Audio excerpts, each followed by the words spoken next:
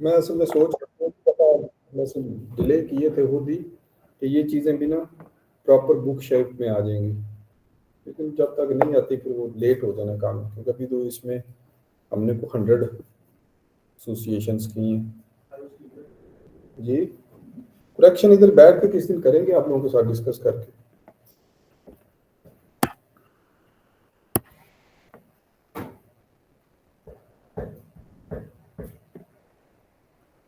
आज पहला हमारा टॉपिक है लेक्स का, नदियों का, झीलों का, इंटरनेशनल लेक्स।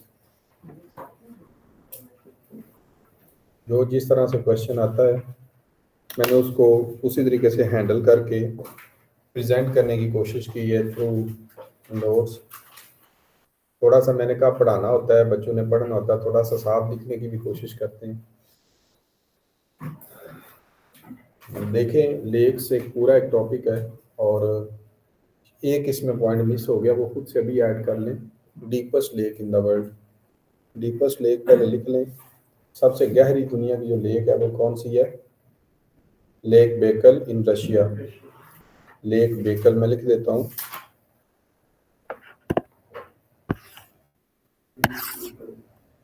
लेक बेकल रशिया, ठीक है। ये डीपेस्ट भी है और वाटर वॉल्यूम के हिसाब से दुनिया की सबसे बड़ी लेक है जिसमें सबसे ज़्यादा वाटर है।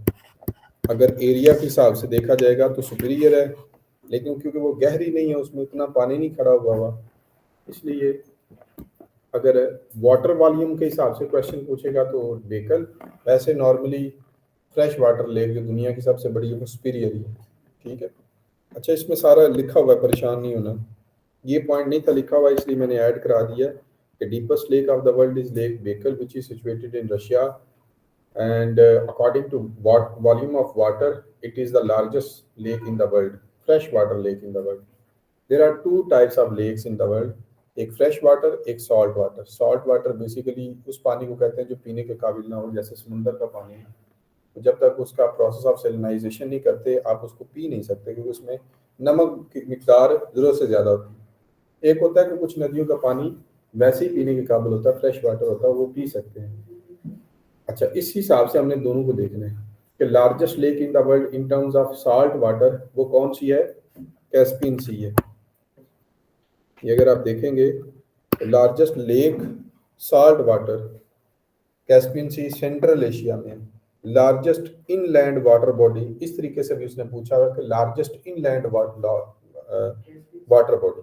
अब जरा सुने, अब आप देख लें बच्चों कि ये कैस्पियन सी जो है ना, इसका ना ये है तो लेक, तो इसको कैस्पियन सी क्यों कहते हैं?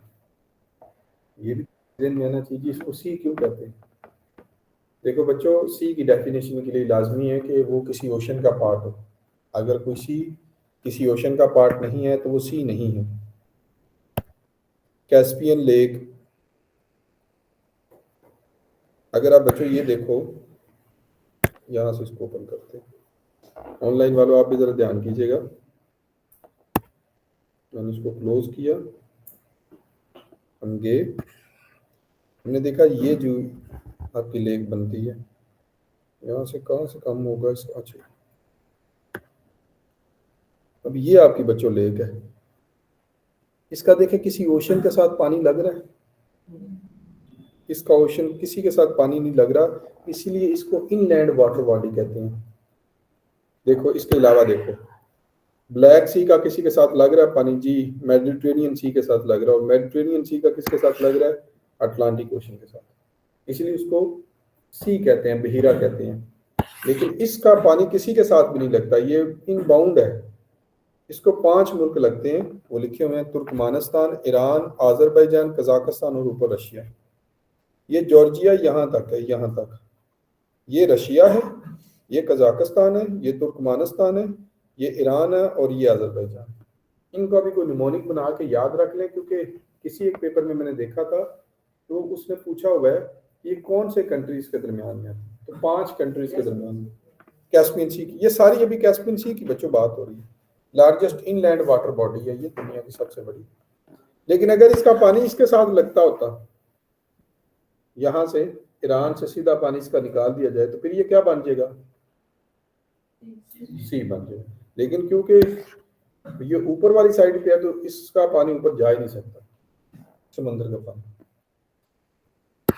समझ आ गई कि नहीं? अब देखो ये अरेबियन सी है, ये अरेबियन सी है बच्चों, ये अरेबियन सी है। ये किसका पार्ट है? इंडियन ओशन का। अब देखो इंडियन ओशन और अरेबियन सी का पानी एक ही जगह पे है, ये देखो सेपरेट नहीं है। लिहाजा सी के लिए लाजमी है कि वो किसी ओशन का पार्ट हो, अदरवाइज वो ओशन बड़ा होता है, सी छोटा होता है। ओशन बड़ा होता है, सी छोटा होता है। वापस आ जाए।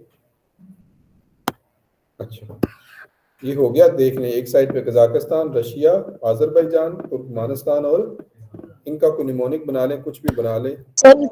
सर इनका निमोनिक से तारिक, TARIK। लो जी तारिक में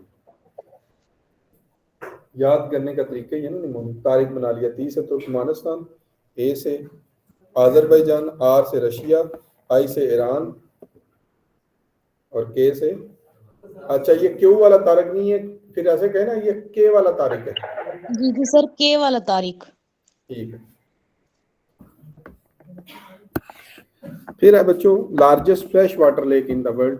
दुनिया की सबसे बड़ी फ्रेश वाटर जो लेक है वो कनाडा और यूएसए के दरमियान यहाँ पे है। इसे कहते हैं सुपीरियर लेक। ये कौन सी है?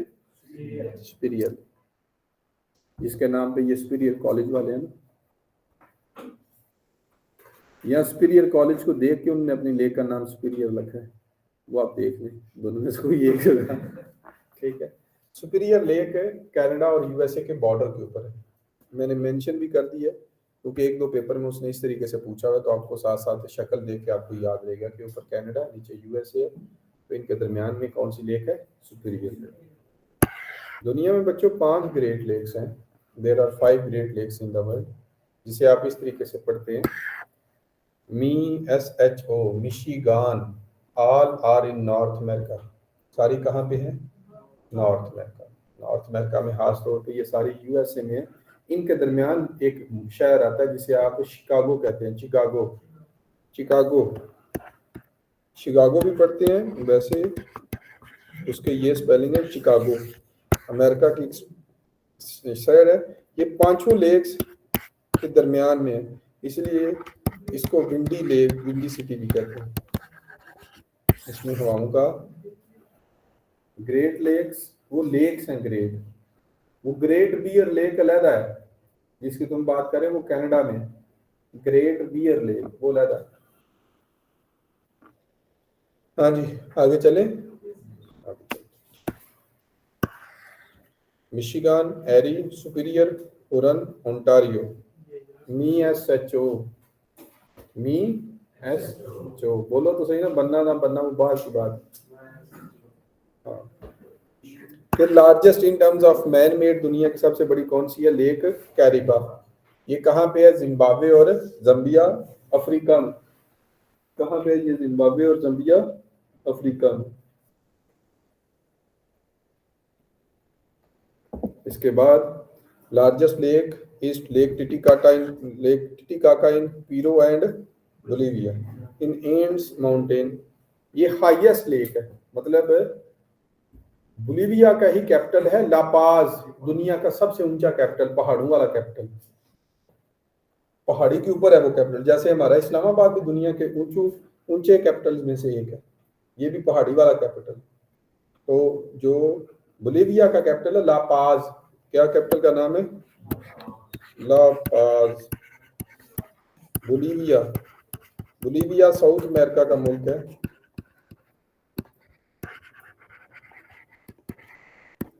एक मिनट बच्चों होल्ड कीजिएगा जरा।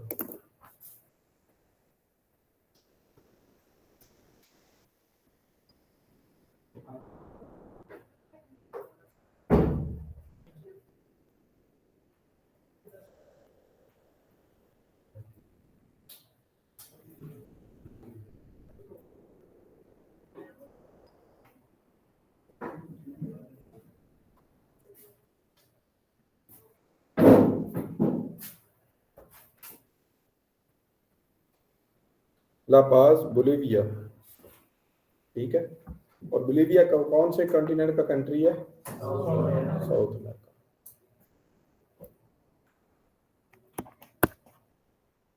Lake Victoria is in Tanzania from where river Nile merges. Lake Victoria के बारे में पूछता कहाँ पे है? तंजानिया में, ये भी अफ्रीका में, जहां से रिवर नाइल निकलता है। दुनिया की दो नेचुरल जगह जो स्पेस से भी नजर आती हैं, एक ये और एक मक्का मदीना। आपको स्पेस से एक दुनिया का वाहिद रिवर नजर आएगा, रिवर नाइल। इसका कुरान पाक में भी जिक्र है, नील और फरात, यूफ्रेटस जिसे आप कहते हो इंग्लिश में।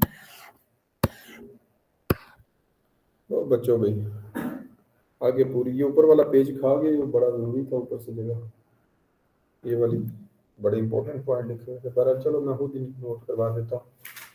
मुस्लिम लीग के रिलेटेड जितने एमसीक्यूज आ सकते हैं या आए हुए हैं, एक भी इनमें से मिस नहीं है। आता भी जरूर है पेपर में क्वेश्चन, नोट कर लें इसको ध्यान से। पहली तो बात जरा सुन लें कि इसके ऊपर बड़ी कंफ्यूजन थी कि कायद-ए-आज़म मोहम्मद अली जिन्ना कितनी दफा बने सदर मुस्लिम लीग के? 11 दफा। कितनी दफा? 11 दफा। यहाँ पे ऊपर मेंशन था, मैं लिख देता हूँ, यहाँ पे ऊपर मेंशन था, रुक जाए।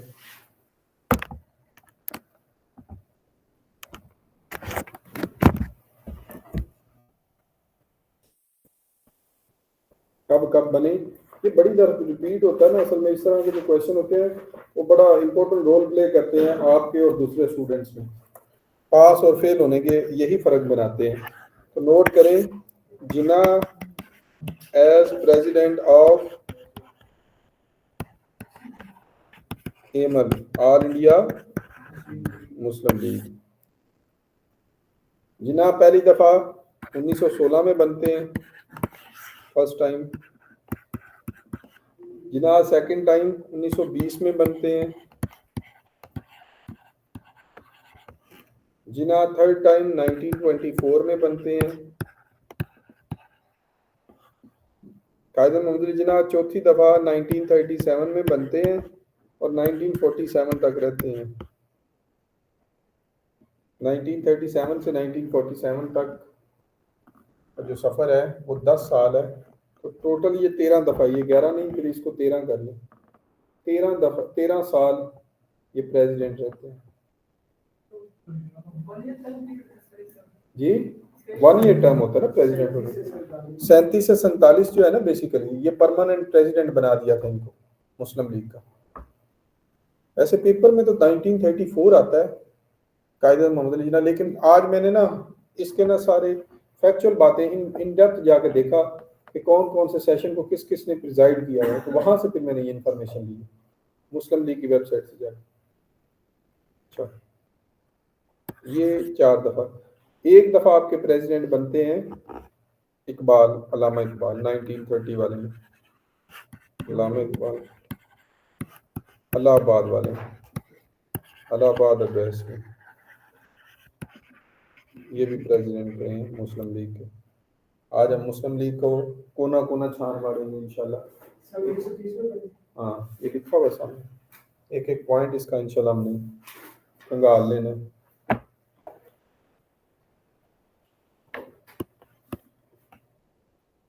बंगाल के 2 हिस्से किए गए, बंगाल को तकसीम किया गया, तो कांग्रेस ने एक मूवमेंट चलाई जिसे आप स्वदेशी मूवमेंट कहते हैं। कांग्रेस ने कहा कि ये जो बंगाल की तकसीम है ये नहीं होनी चाहिए, क्योंकि बंगाल की तकसीम किसी हद तक मुसलमानों की फेवर में चीज़ थी। तो उसके बाद मुसलमानों को भी ये रियलाइज़ हुआ कि हमें सोचना चाहिए कि हम क्या गलतियाँ कर रहे हैं। तो इन्होंने on December 30, 1906 Muslim League founded at Ishrat Manzil palace Dhaka. ये भी एक पेपर में पूछा था और मुझे पता ही नहीं था इसरत मंजिल है क्या। इसरत मंजिल वो नवाब सलीमुल्लाह खान के घर का नाम है जिसे आप इसरत मंजिल कहते हैं, जहाँ पे मुस्लिम लीग बनाई गई थी 30 दिसंबर 1906 को। क्या नाम है जी? इसरत मंजिल। फिर नाम किसने सुजेशन दी? सर मियाँ मोहम्मद शफी साहब ने। मियां मोहम्मद शफी साहब 1927 में प्रेसिडेंट बने थे मुस्लिम लीग के, और बाद में इन्होंने फिर अपनी शफी लीग मुस्लिम लीग अलहदा बना ली 1927 के एंड पे। मुस्लिम लीग बनी ढाका में थी बच्चों, ये देखें बनी कहाँ पे थी, लेकिन इसका कैपिटल कहाँ पे है, इसको कंफ्यूज नहीं करना आप लोगों ने। बनी ये ढाका में थी कैपिटल। दूसरे इसके पहले प्रेसिडेंट का नाम है, ऑनररी प्रेसिडेंट है, ऑनररी प्रेसिडेंट है ये सर आगा खान, जिसका सही नाम है सर मोहम्मद शाह। असल में मजे की बात बताऊं, मुस्लिम लीग बनी कैसे। मिसाल के तौर पे हम जैसे अभी ये क्लास में बैठे हुए हैं, हम अभी क्लास में बैठे हुए हैं और हम कहते हैं जी हम ना एक एसोसिएशन बना लेते हैं, तो बैठे बैठे ही हमने एक एसोसिएशन बना ली, माजिद कुटाओ एसोसिएशन, MKA, हमने एक माजिद कुटाओ एसोसिएशन बना ली, तो हमने उसको रजिस्टर भी करा लिया जाके। लो जी, माजिद स्पोर्ट एसोसिएशन कर लो, MSA, हमने अब जाके एसोसिएशन कर लिया। हमने कोई प्री प्लानिंग नहीं थी कि, क्योंकि माजिद हमारी क्लास के दरख्शिंदा राइजिंग स्टार हैं, दरख्शिंदा सितारे हैं, तो इसलिए कहाँ पे, इसलिए फिर यही हाल मुस्लिम लीग का भी हुआ। मुस्लिम लीग भी जो है उसको इन्होंने पहले कोई प्लानिंग नहीं थी की, उधर बैठे हुए एक एजुकेशनल कॉन्फ्रेंस हो रही थी इसरत मंजिल में, तो इन्होंने कहा जी हमें एक पॉलिटिकल पार्टी बना लेनी चाहिए क्योंकि मुसलमानों के हकूक़ को हमने प्रोटेक्ट करना है। इनिशियली इसके 3 ऑब्जेक्टिव थे, फिर एक चौथा ऑब्जेक्टिव 1913 में ऐड किया गया जब कायद-ए-आज़म मोहम्मद अली जिन्ना को ऐड किया गया। इसका कॉन्स्टिट्यूशन लिखा था मौलाना मोहम्मद अली जौहर ने, जिसको आप ग्रीन बुक भी कहते हैं। क्या कहते हैं आप? इनिशियली 3 ऑब्जेक्टिव थे, चौथा ऑब्जेक्टिव बाद में ऐड किया गया था on the request of Quaid e Azam Mohammad Ali Jinnah in 1913। All India Muslim League, अच्छा इसकी एक स्टूडेंट फेडरेशन थी जिसको 1937 में बनाया गया था। पॉइंट नंबर 7 इसकी बात कर रहा हूँ। All India Muslim league student federation was formed in 1937, राजा साहब ऑफ महमूदाबाद। इसकी एक पैरामिलिट्री विंग भी थी, आज मैंने छोड़ा कोई MCQ नहीं। पैरामिलिट्री विंग थी जिसे मुस्लिम नेशनल गार्ड कहते थे। जिन्ना साहब ने मुस्लिम लीग को अक्टूबर 1913 में ज्वाइन किया था, डेट नहीं मुझे मिली जाती। इकबाल ज्वाइंड का, अल्लामा इकबाल ने पहली दफा मुस्लिम लीग को 1908 में लंदन ब्रांच को ज्वाइन किया था। मुस्लिम लीग की एक लंदन ब्रांच बनी थी जिसे आप कहते हैं लंदन मुस्लिम लीग, उसको बनाने वाले थे सैयद अमीर अली। लिख लो, ये भी नोट कर लो।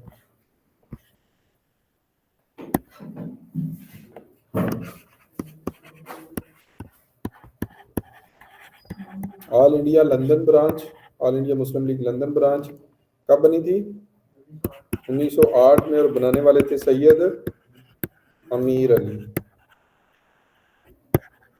और इसको ही अल्लामा इकबाल ने ज्वाइन किया था। लेकिन जो पाकिस्तान इंडिया वाली Kashmir all India Muslim league थी उसको फिर 1922 में आके इंडिया में ज्वाइन किया, और एक सेशन में ये प्रेसिडेंट भी बने थे इलाहाबाद एड्रेस में। वो 21st सेशन था, 29 दिसंबर 1930 को मीटिंग हुई थी, ये उसकी सारी डिटेल लिखी हुई है। लियाकत अली खान साहब ने 1923 में ज्वाइन किया था।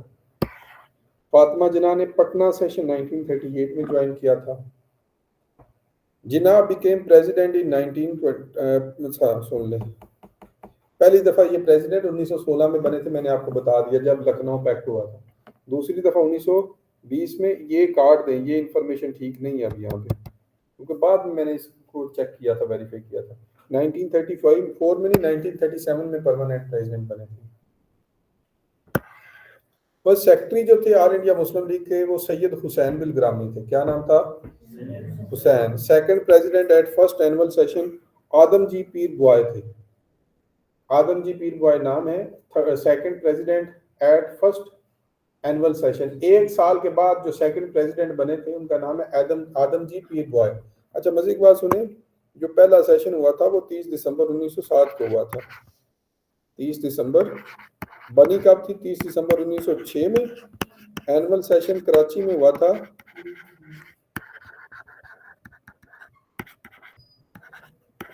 और उस टाइम मजे की बात है हवाई जहाज भी नहीं थे होते, और मैसेज के थ्रू भी आप नहीं थे बता सकते। उस टाइम ट्रेन ही चलती थी, व्हाट्सएप नहीं थे करते कि इधर पहुंच जाए भी सारे। एनुअल सेशन होने लगा, केक भी खिलाया जाएगा, चाय भी पिलाई जाएगी। ये याद रखिएगा, इसको हेड किया था आदम जी पीर बुआए ने। आदम जी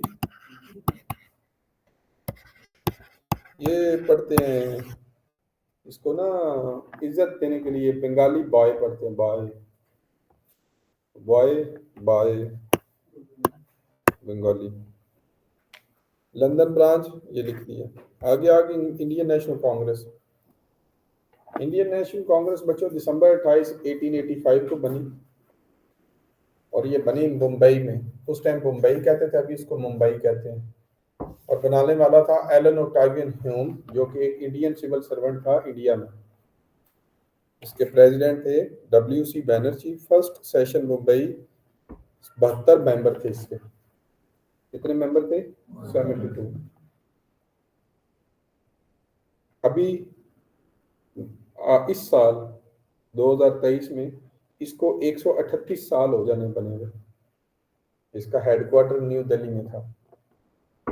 ठीक है, एक बंदे ने नमाज की वजह से, वैसे तो देखे ना कि जब ऑल इंडिया कांग्रेस ने कहा था that I am political party of all Indians irrespective of gender caste creed, मैं तमाम इंडियंस की पॉलिटिकल पार्टी हूँ और मुझे इससे कोई फर्क नहीं पड़ता कि तुम किस नस्ल से हो, किस मजहब से हो, तुम मेरे मेंबर बनो।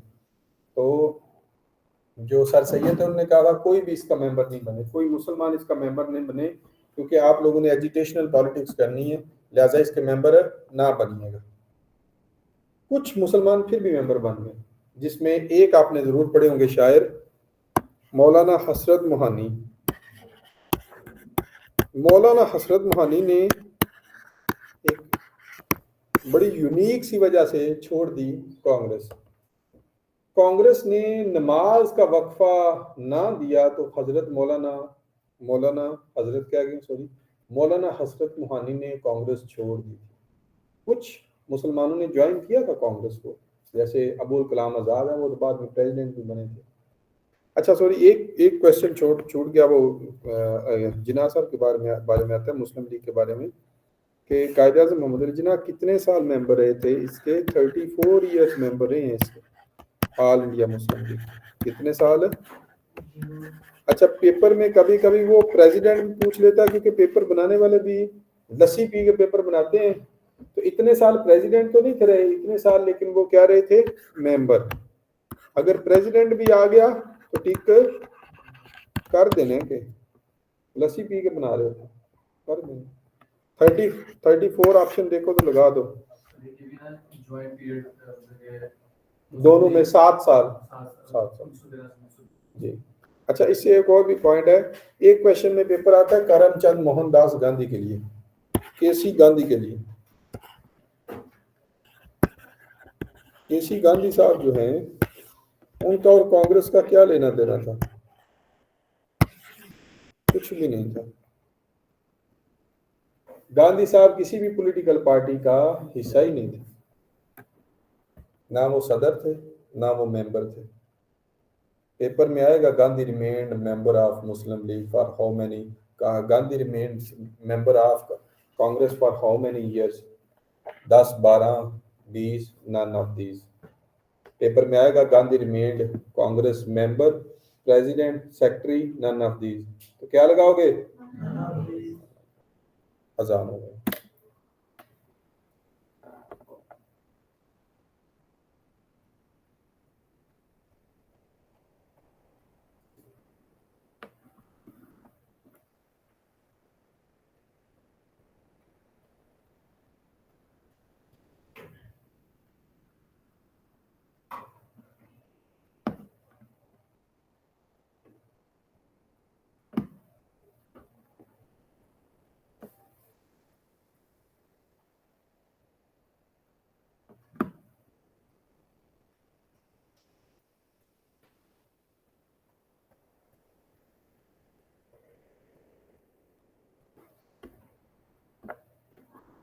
अच्छा जी, उसके बाद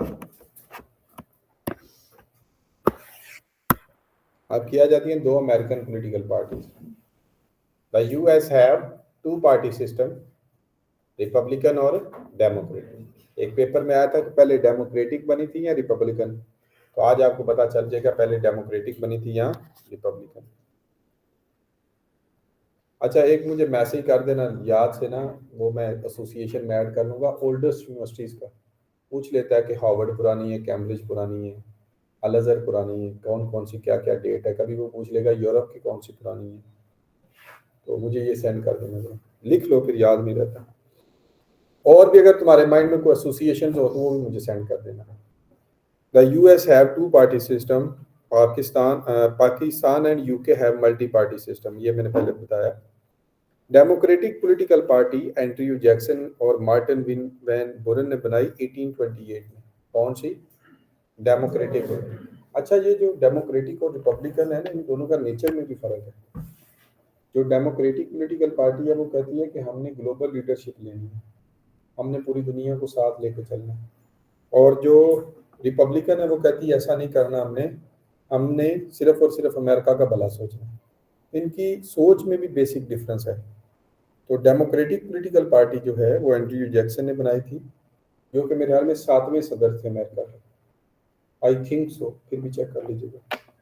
पहले 4 तो पता है ना कौन कौन से हैं, George Washington, John Adams, Thomas Jefferson और जेम्स मैडिसन। हेडक्वार्टर इसका डीसी में है। करंट इसका मेंबर जो है जो बाइडन 46 प्रेसिडेंट और कमाला हारिस चेयरमैन सेनेट भी और वाइस प्रेसिडेंट अमेरिका भी। रिपब्लिकन पार्टी फाउंडेड इन, देखो ना आप कौन सी पहले बनाई गई, एक 1828 में और एक 1854। इसका फर्स्ट प्रेसिडेंट अब्राहम लिंकन था।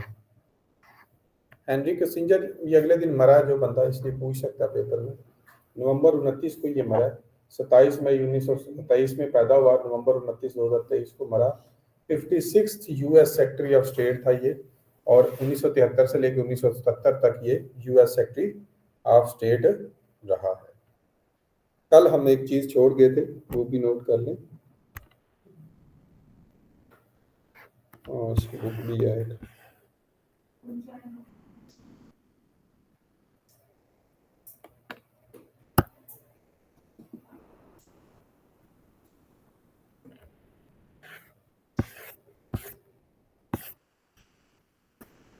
हमने कल ये 2 ऑर्गेनाइजेशन सॉरी, गिलगित बल्तिस्तान 1 नवंबर 1948 को आज़ाद हुआ। कल इसके बारे में बात हो रही थी तो मैं फिर छोड़ दी क्लास। गिलगित बल्तिस्तान बच्चों जो है 1 नवंबर 1948 को आज़ाद होता है। इसका कैपिटल गिलगित है। इसका एरिया 72,496 किलोमीटर स्क्वायर है। इसमें टोटल जो सीट्स हैं वो 33 हैं, और इसका चीफ मिनिस्टर गुलबहार खान है।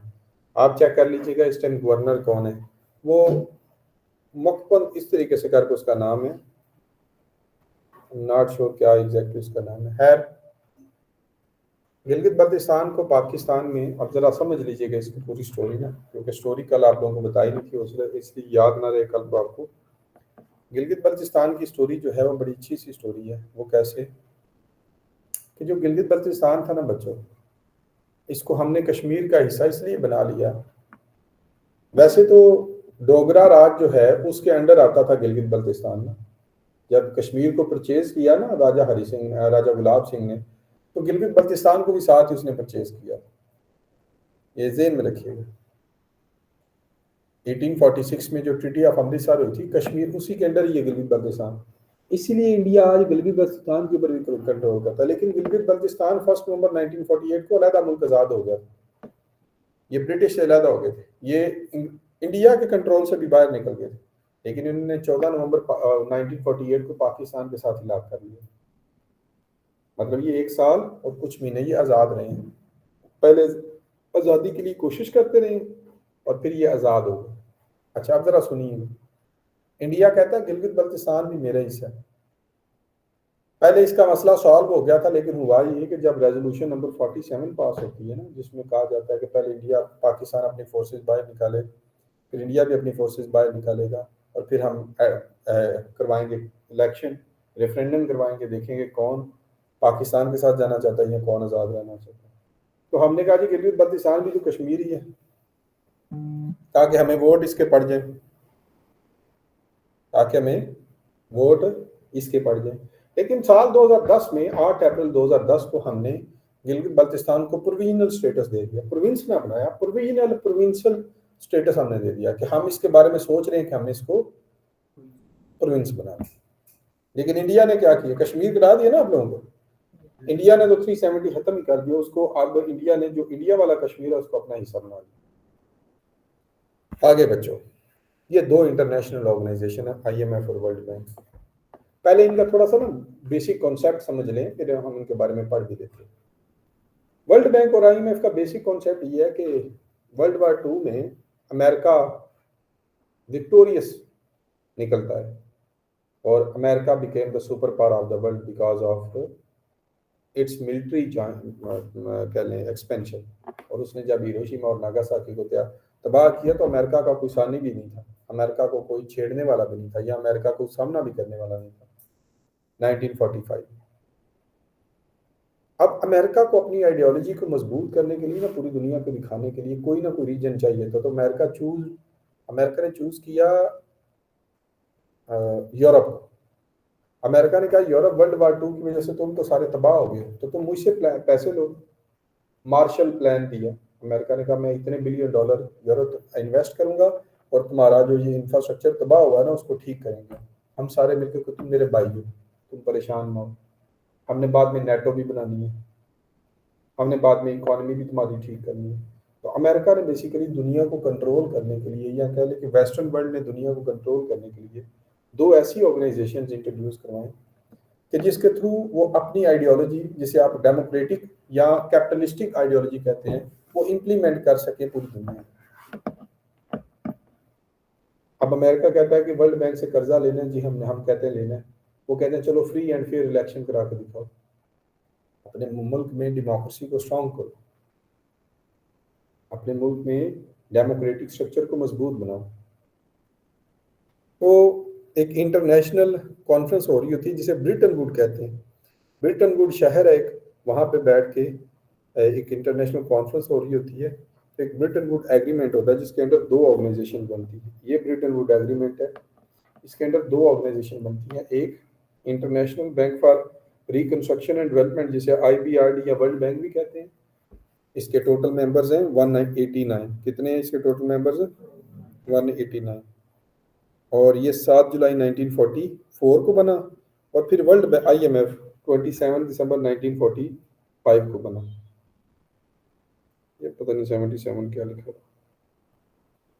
खैर इसके भी मेंबर 189 प्लस कोसोवो, ये लिख लें, ये कहीं पे लिख लें। जो IMF है इसके मेंबर्स हैं 189 प्लस कोसोवो। कोसोवो को अलग से दिखाते हैं, उसको परमानेंट मेंबर नहीं दिखाते IMF।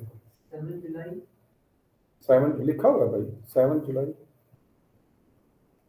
अच्छा अगली बात भी जरा सुने बच्चे, इससे अगली बात भी जरा सुने।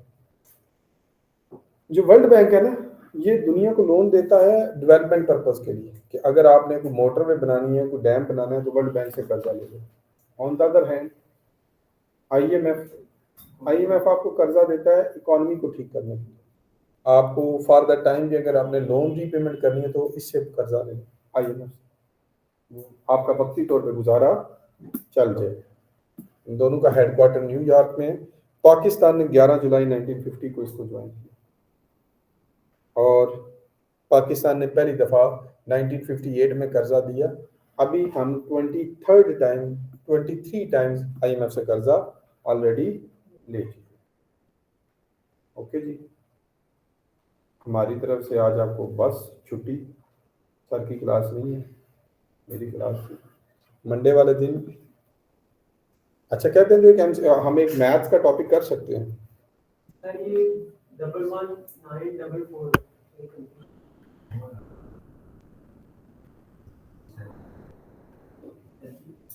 एक कॉम है भाई।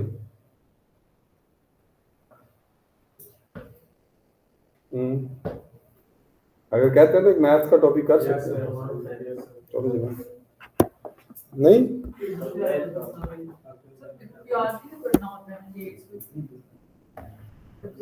चलो मंडे से एक टॉपिक मैथ्स का और 7 जीके।